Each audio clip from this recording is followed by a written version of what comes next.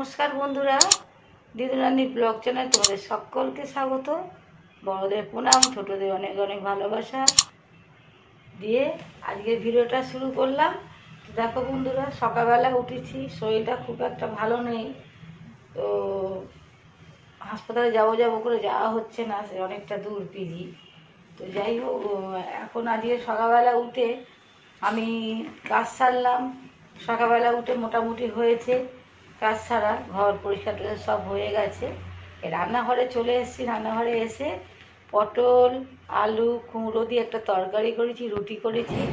জামাই অফিস চলে গেছে, আমি একটু খেয়ে নিয়েছি একটা রুটি আর তরকারি। আমার খালি পেটে থাকলেই আমার গ্যাস হচ্ছে, গ্যাসের সমস্যা হয়ে যাচ্ছে অনেকটাই বড়, তার জন্য মনে হয় বুক ব্যথা যন্ত্রণা করছে, জানি না এখন। তো দেখো বন্ধুরা, আমার তো রান্নাঘরে রান্না করতে বাকি আছে। তো আমি সকালবেলা একটা পার্ট, এই দুটো পার্ট এগিয়ে সকালে টিফিন চা রুটি সব খাওয়া হয়ে গেছে। নাতনি এখনও ঘুমাচ্ছে, ওর 1 তারিখ থেকে পরীক্ষা। আর দেখো বন্ধুরা, আমি না এই যে দেখো এতে চাল, আমি বাইরে চাল রাখি, রান্নাঘরে সব চালটা রাখি না, ওখান থেকে চাল দেখো এই ডামে করে নিয়ে এসে চালটা রেখেছি। এবারে চালের ডামটা আমি মাজি, শেষ হয়ে গেলেই মাজি, কিন্তু আজকে এবারে আর মাজলাম না, পরিষ্কারই আছে। আর একটু ভিজে কাপড় দিয়ে মুছে নিলে দেখো বন্ধুরা একদম পরিষ্কার হয়ে যায়। ভিজে কাপড় দিয়ে একটু মুছে নিলে, এটাও তাই, ভিজে কাপড় দিয়ে একটু মুছে নিলে দেখো পরিষ্কার হয়ে যায়। তো এটায় চাল রাখি, এটায় আটা রাখি। তো এরকম করেই ভালো করে মুছে পরিষ্কার করে নিলে সব সময় এগুলো পরিষ্কার থাকে, দেখতেও ভালো লাগে। তো এরকম করেই পরিষ্কার করতে হয়। তো এরকম করে সব পরিষ্কার করে মুছে নেব। আর রান্নাঘরটা দেখো, রুটি করেছিলাম তো দেখো বন্ধুরা, রান্নাঘরে আটা মাটা সব চারদিকে পড়ে আছে। ইন্ডাকশানেই রান্না করেছি।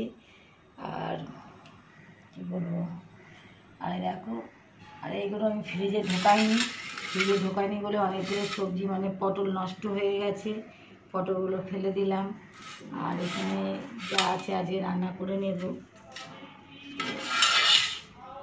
আর রান্নাঘরটা পরিষ্কার করে নিয়ে তারপরে আমি,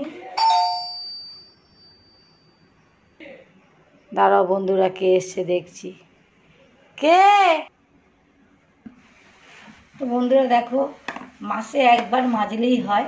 তো এইগুলো তো সবসময় আটা ময়দা চাল সবসময় থাকে, তো মাঝে মধ্যে যখন একদম শেষ হয়ে যায় আমি মাজি। আর আর মাঝে মধ্যে সপ্তাহে এরকম করে একবার করে ভিজে কাপড় নিয়ে এরকম মুছে দিলেই দেখো কী সুন্দর পরিষ্কার হয়ে গেল।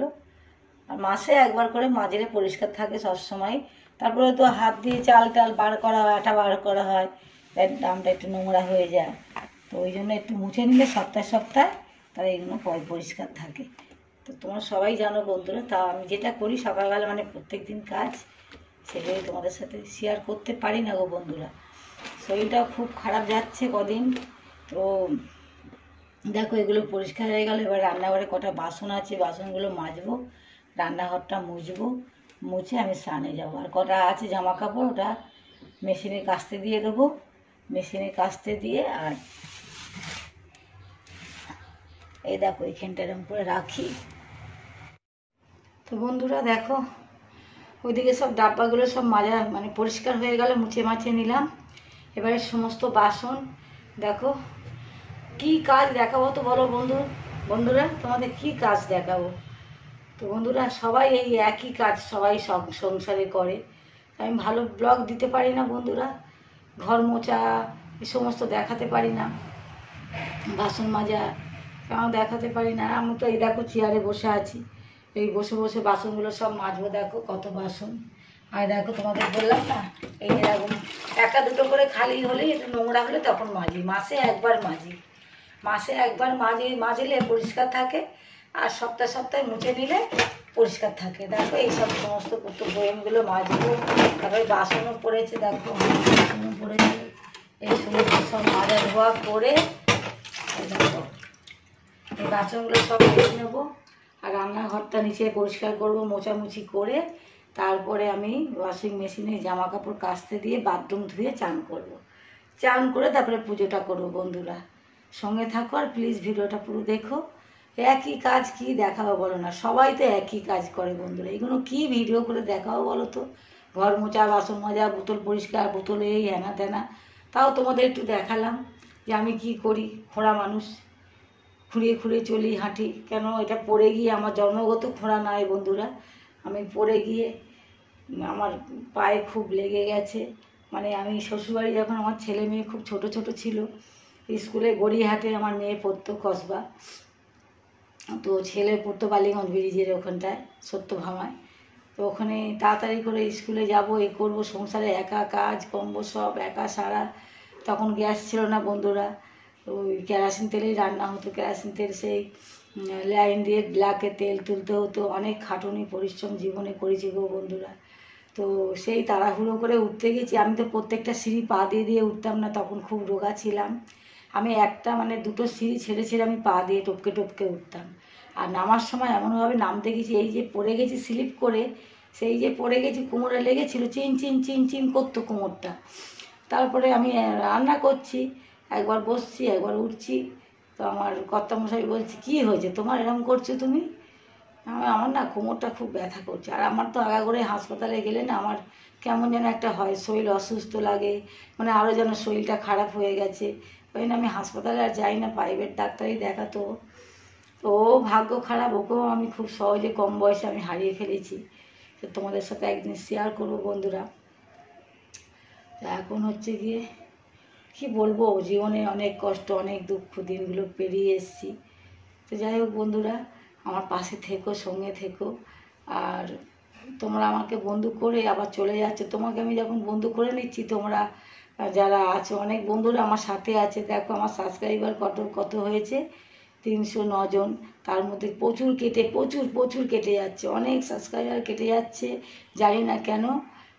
তো জানি না, তুমি আমার কাছে বন্ধু হয়ে আসছো, তারপর তোমাকে যখন আমি যাচ্ছি তোমার কাছে, তারপরে দেখছি কেটে যাচ্ছে। জানি না কোন বন্ধুরা এরকম করছে। আর যেসব বন্ধুরা আমার পাশে আছে, আমাকে ভালোবেসে, অনেক অনেক ভালোবাসা। আর কি বলবো বন্ধুরা, আমার পাশে এইভাবেই তোমরা থেকো। আর যারা আমার নতুন বন্ধু হয়ে আসছো বন্ধুরা, আমার প্লিজ আমার চলে যেও না। আমার অনেক সমস্যা গো বন্ধুরা, তোমাদের সাথে আমি শেয়ার করব। আমি যাব তোমাদের ঘরে, নিশ্চয়ই যাব, তোমার বন্ধু করে আসব। তো যাব বন্ধুরা, প্লিজ চলে যেও না। একবার হলো একটু মনে করে দিও বন্ধুরা। আমার মনে থাকে, কিন্তু অনেক কাজের সমস্যা। কোনো সময় দেখা গেল তুমি আমার ঘরে এসে বন্ধু করেছো বন্ধুরা, আমার এমন সময় বুকে ব্যথা হয় না, রাত 2টো কি 2:30 কি 3টে কি, ওই নাতনিটাকে নিয়ে আবার সেই বাইকে উঠে যেতে হয় হাসপাতালে। সেই 2টো ইঞ্জেকশন নিয়ে তারপরে এসে বাড়িতে সেই বমি টমি করে একাকার। তখন তো তোমাদের ভিডিও করে আর দেখানো যায় না। নাতনি আমাকে ধরে, আমি তো নিজে ধরে ধরে হাঁটি। আর এই সংসারের কাজ কর্ম সব একা আমি করি গো বন্ধুরা। মেয়ে চলে যাওয়ার পর থেকে মনও খারাপ, শরীর তো খারাপই, আর মনটাও আমার খুব খারাপ। দুটো দিকটাই খুব খারাপ। মানুষ কী করে বাজে বলো তো? দুটো দিক, শরীর মন দুটোই আমার ভেঙে চুরমার হয়ে গেছে গো বন্ধুরা। তো যাকগে বন্ধুরা, ভিডিওটা আর বড় করলাম না। উফ, অনেক কষ্ট হয়। আর আমার এরমভাবে তাড়াতাড়ি করে কথা বলা খুব স্বভাব খারাপ। আমি আস্তে আস্তে মানে ধীরে ধীরে কথা বলতে পারি না। তো বন্ধুরা আমার পাশে থেকো, তোমাদের পাশে আমি থাকবো বন্ধুরা। প্লিজ বন্ধুরা, যে আমাকে বন্ধু করে আসছো, প্লিজ বন্ধুরা সঙ্গে থেকো। এই দেখুন, আমি ফোনটা যে হাতে ধরে আছি না, আমার হাতটা এই জায়গাটা আমার কনকন করছে, মানে আর ধরে রাখতে পারছি না ফোনটা, জানো তো। খুব কষ্ট হচ্ছে গো বন্ধুরা, বাবারে খুব কষ্ট হচ্ছে। তো এই হলো আমার জীবনে। আরও অনেক তোমাদের সাথে আমি শেয়ার করলে জানি আমি হালকা হব। আমার রান্নাঘর চ্যানেল ছিল গো বন্ধুরা, মেয়ে চলে যাওয়ার পর থেকে ভালো মন্দ আর রান্নাও করতে ইচ্ছা করে না। তো মানুষ বাড়িতে লোকজন আসলে কি করব, তখন তো ভালো মন্দ রান্না করতেই হবে। কিন্তু মনটা খুব কাঁদে গো বন্ধুরা, জানো তো কেন কাঁদে? যে আমার পাগলি মেয়েটা আমার খুব ভালোবাসতো, রিচ খাওয়ার। কষ্ট হয়, খুব কষ্ট হয় এক এক সময়। মনে সবসময় ওকে পড়ে, আমি একটা সেকেন্ড ভুলতে পারি না গো বন্ধুরা, একটা সেকেন্ড আমি ভুলতে পারি না। এইভাবে জলজ্যান্ত মেয়েটা আমার গেল, হঠাৎ করে কি হয়ে গেল, আমার মাথায় বাজ পড়ে গেল গো বন্ধুরা। তো যাই হোক, এখন অনেক কাজ পড়ে আছে। এই বাসনগুলো মেজে নিয়ে আমি মেশিনে কাচতে দিয়ে চানে যাব, চান করেই পুজোটা করব। তারপরে রান্নাঘরে রান্না করতে হবে। তো এইভাবেই জীবন চলবে। জীবন তো কারোর জন্য আর থেমে থাকে না বন্ধুরা, এইভাবেই চলতে থাকে, এইভাবেই চালাতে হবে। তোমরা আমার সাথে থেকো, পাশে থেকো বন্ধুরা। এক একটা সাবস্ক্রাইব কেটে যায় না, খুব কষ্ট হয় গো বন্ধুরা। ভাবি যে আমি সবাইকে বন্ধু করে আসলাম, এরমভাবে আমার সাথে এরম কে করছে, মানে কে করছে জানি না, ভগবান জানে, ভগবান ঈশ্বরই জানে, আমি জানি না কে করছে। তো জানি না বন্ধুরা, সঙ্গে থেকো, ভালো থেকো, অনেক অনেক ভালোবাসা। আর কি বলবো। তো বন্ধুরা, পরবর্তী ভিডিওতে দেখা হবে। ততক্ষণ ভালো থেকো, সুস্থ থেকো। আর আমার জন্য একটু ভগবানের কাছে মঙ্গল কামনা করো, যাতে আমি তাতে ভালো সুস্থ থাকি, নাতনিটাকে দেখতে পারি। ছেলের বউ আছে, সে একটু দূরে আছে, মানে দূরে মানে এখান থেকে 8 ঘন্টা লাগবে হেঁটে যেতে, আছে। কিন্তু ছেলেরও তো কি বলবো, দিন আনা দিন খাওয়ার মতন অবস্থা। যাই হোক, প্রত্যেকেই সংসারে দুঃখ কষ্ট সুখ আছে, কিন্তু আমার জীবনটা খুবই খারাপ। মনের দিক দিয়েও শান্তি নেই, মনেও ব্যথা, শরীরেরও ব্যথা। তো এই করেই জীবনটা চালাতে হবে। আর কি করব, ভগবান যতক্ষণ না নেবে তো আর তো যেতে পারবো না তেনার কাছে। আমি চাইলেও তো আমি যেতে পারবো না, যতদিন ভগবান রাখবে। এর আমি কষ্ট ব্যথা যন্ত্রণা নিয়ে চলতে হবে বন্ধুরা। তো বন্ধুরা, ভিডিওটা আমি এখানেই শেষ করলাম। পরবর্তী ভিডিওতে দেখা হবে। ভালো থেকো, সুস্থ থেকো, টাটা।